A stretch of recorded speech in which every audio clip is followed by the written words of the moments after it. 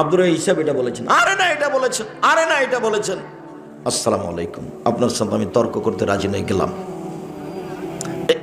এইরকম যে তর্ক ছেড়ে দিবে, আমি মোহাম্মদ সাল্লাল্লাহু আলাইহি সাল্লাম তাকে একটা জান্নাতে ঘর নিয়ে দিব।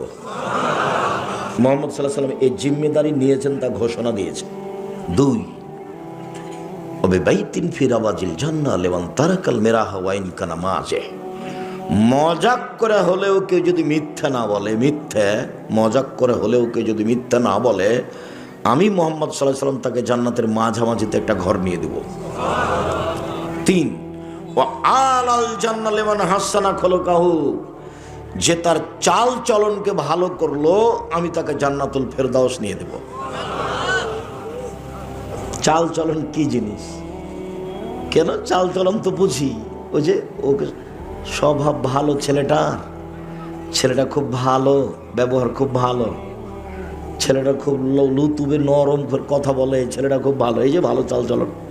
ওর কথা বলছি দুমখটার দুনিয়ার বদ, আর মুখ কত খারাপ, ওকে দেখতে মন চায় না, বলে না মানুষে।